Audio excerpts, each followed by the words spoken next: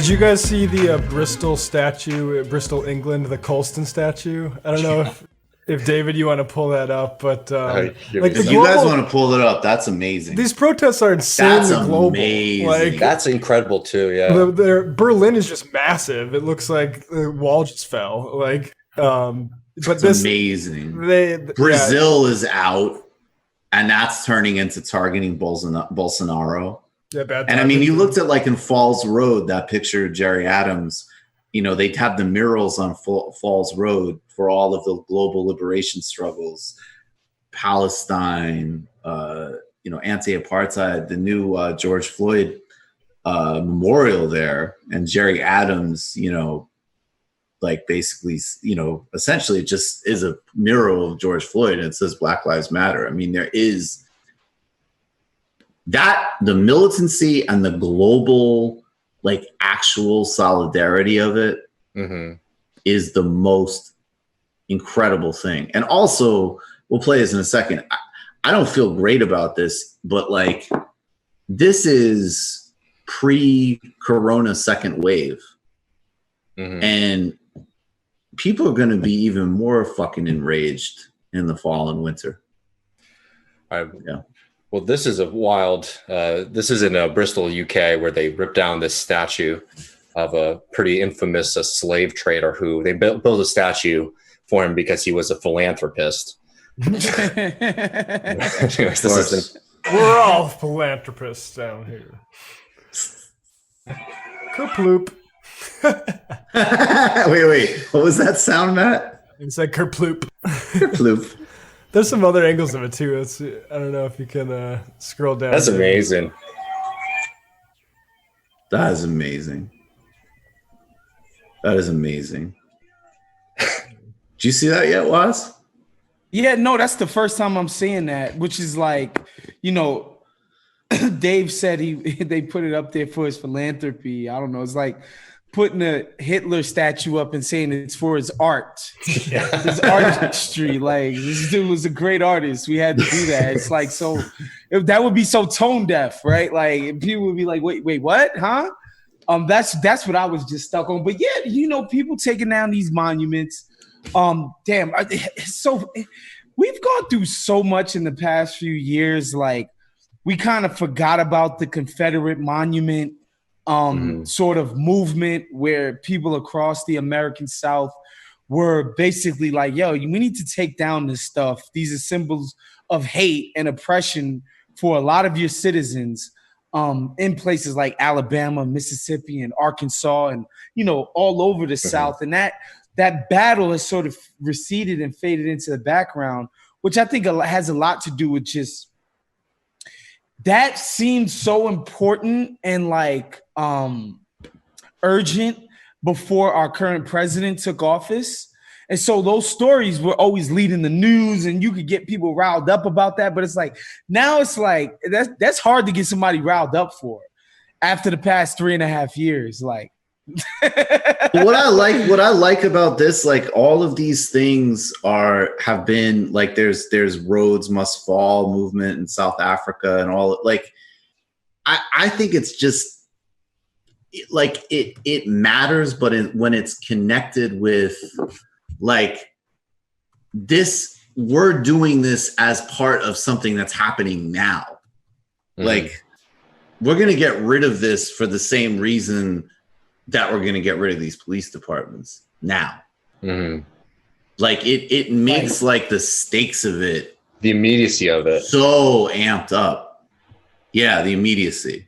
I really when this first started happening, I was like, this is another big moment, and was just showing how horrific our system is in this country. But I'll be honest, last week even, I was like, okay, well, this is going to last for a few days, right?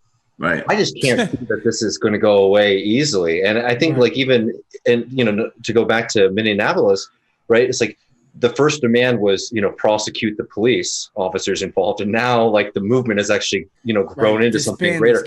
I think this is going to be a really hard thing for the state to put a bottle in. And the fact that it's spreading across the globe, and that these, not only are there sister solidarity protests, these are actual protests against their systems there too. I mean, Right. it's like that's like something that I think is just really amazing that we're seeing. I just don't see that this is going to be easy to go away. I was talking to Matt the other day. It's been pretty amazing to watch the police, the first reaction that they had. It was amazing to see just like the brutality that they showed. Obviously, we don't, that's not a surprise. The police are brutal, right? But just like how unstrategic it was that they just continue to do it in broad daylight, just like horrendous attacks on the public, which only furthered the commitment of all these people say we need to defund the police departments. I don't think that they're going to be able to put bow on that, right? Because it's been made very clear to a lot of people who haven't experienced firsthand the brutality of the police, how brutal that system is. Yep. Yeah, somebody threw a water bottle in Fargo at the protest, and the cops got into like red coat formation like it was a fucking American Revolution. And walked out. It's just ridiculous. Yeah, but they're policing ideology, it's not, Well, what it's not, Mike? It's not nonviolent. It's definitely not nonviolent. I'll tell you that's what it's not. That's the truth. Nobody ever lectures the cops about, well, why don't you go with the nonviolent approach? Yeah, why don't you de-escalate? That photo, why don't you, our perception of you would be so much improved if you could stay calm and not attack people and not be so. My message to the police is to stop being so divisive. Yeah, I want to take property damage seriously, but you can't use violence to try to solve the problem. Right, exactly. Right. Look, order's great. I don't want bottles left in the park either, but you can't beat up people for doing it. That just makes you look bad.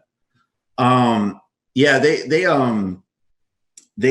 think, in New York, as of today, it's a major. I think honestly, the last couple of days, they don't care how they look. This has just been raw. We are going to physically terrify you and physically punish you for doing this. And maybe it makes us look bad. We want to look bad that way, right? Because we just want to intimidate you. So staying through that and having that, at least beating the curfew in New York, it's not like we're not in Minneapolis territory, but that's huge. Mm-hmm. And the way de Blasio was defending police abuse, even after they doxed his daughter, this fucking pussy. What a cuck. That he pulls back the curfew in a way, of course, that's just like total bullshit. Like, after a couple of nights of nonviolent after a couple of nights of watching the police absolutely beat the shit out of people exercising their First Amendment rights, now it doesn't look that bad. And I'm going to talk a little bit about redistributing budgets too. That's huge. I do want to say too that in New York City right now, habeas corpus has been suspended. Like literally, you can be held indefinitely at this moment. That is like, I hope that people can see. Yeah. Because some of the response to this is showing you, like, obviously from the top level, what Trump and Barr want to do anyways, and the way DC has been militarized, but also the way that, in the last couple of decades, this infrastructure has been built that could be deployed on anybody. Mm-hmm. And it's wild, honestly, how little it takes. And who else could it be deployed on but us, really? Yeah. Honestly. It's here. It's here. Why have we been buying those tanks? It's not for fucking Al-Qaeda coming to America. Right. They're finally using it on us in a systemic way. But again, I don't think that image, like, it backfires, man, because people look at that and be like, that's a bit much. And it becomes a slippery slope to when, like, all right, but how soon until they just make this the permanent normal? When you go to Costco and there's a tank there because nobody wants to see you get out of line. It's crazy to me. But that's the thing. And I think, again, that's like in terms of taking it all in, that's like the balance of where we're at. There is like, just in the big picture sense, it's a relief that there are enough Americans that frankly aren't docile enough to finally get out over racism, over police murders. And also, I'm going to just say in that sense, over everything.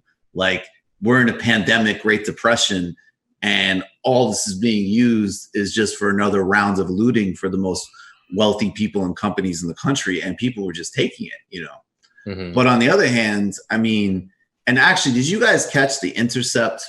The Intercept did a report about an army war game scenario that was built on something called, it was like the Zoomer Revolution. And the game that the Pentagon did was that throughout the 2020s, more and more people born after 1996, they're looking at it very strictly generationally. I would suspect it would be more people, are fed up with the system. Their lives are defined by the Great Recession, and they perceive things as corrupt. All is true.